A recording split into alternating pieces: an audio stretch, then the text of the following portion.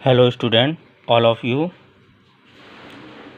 1857 की क्रांति में क्या क्या बदलाव हुए हैं।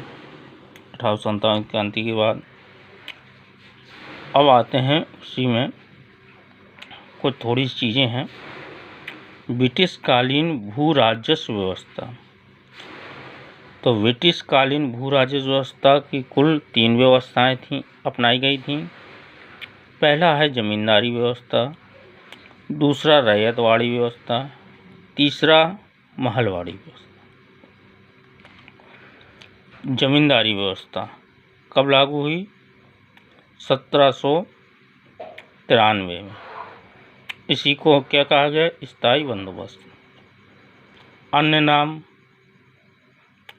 जैसे सूरास्त का कानून, इस्मतदारी व्यवस्था, बंदोबस्त व्यवस्था लागू किसने किया था? कॉर्नवालिस ने। इसका इसका नाम क्या था? दहलशाला व्यवस्था। क्षेत्र कौन कौन से थे? बंगाल, बिहार, उड़ीसा, बनारस, गाजीपुर, कर्नाटक के कुछ क्षेत्र 19% भूभाग पर यह लागू थे। सरकार एवं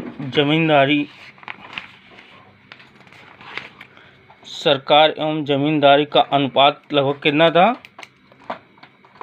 10/11/1/11 ये सरकार की थी 10/11 और जमींदारी का अनुपात 1/11।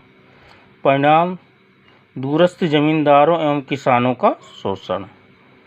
उद्देश्य जमींदारों के रूप में एक ऐसे वर्ग को तैयार करना जो सरकार की मदद कर सके। चलिए, वारेन हेस्टिंग ने बंगाल में द्वैध शासन सन 1772 में समाप्त कर दिया कर वहां पर पाँच वर्षीय ठेके पर भू राजस्व की शुरुआत की, जिसे पंचशाला कहा गया। सन 1777 ईस्वी की जगह 77 में इसकी जगह 1 वर्षीय अर्थात 1 साल की व्यवस्था की शुरुआत की गई। इस समय सरकार युद्धों में व्यस्त थी, उसकी मालती हालत अच्छी नहीं थी, इसीलिए कॉर्नवालिस को हिदायत के साथ भारत भेजा गया कि वह कोई ऐसी भू राजस्व अपनाए जिससे कंपनी की आय निश्चित हो सके। कॉर्नवालिस ने भारत आकर अपने 2 अधिकारियों जेम्स ग्रांट और जॉन सॉर से बातचीत की। ग्रांट रिकॉर्ड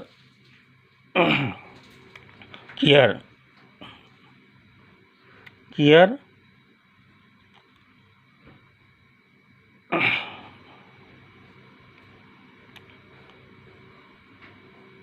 और जॉनसर से बातचीत। ग्रांट रिकॉर्ड कियर, जबकि जॉनसर राजस्व विभाग का प्रमुख था। ग्रांट सौर विवाद के नाम से प्रसिद्ध, जिससे ग्रांट का विचार था कि समस्त भूमि सरकार की है और उसे किसानों के साथ भू राजस्व बंदोबस्त करना चाहिए, जबकि सौर का विचार था कि यह राजस्व बंदोबस्त 10 से 5 वर्षों के लिए होनी चाहिए। कॉर्नवालिस ने सौर की बात मानकर सन 1790 में 10 वर्षीय बंदोबस्त अर्थात 10 साला पद्धति की शुरुआत की, जिसे सन 1793 में स्थायी कर दिया गया। इसीलिए इसे स्थायी बंदोबस्त कहा जाता है। यह बंदोबस्त जमींदारों के साथ किया गया, इसलिए इसे जमींदारी व्यवस्था भी कहा जाता है। इसमें जमींदारों को 1/11 और सरकार को 10 भाग निश्चित किया गया। निर्धारित दिन के निर्धारित दिन की शाम तक यदि जमींदार सरकार को हिस्सा नहीं देता है तो उसे बेदखल कर दिया जाता था।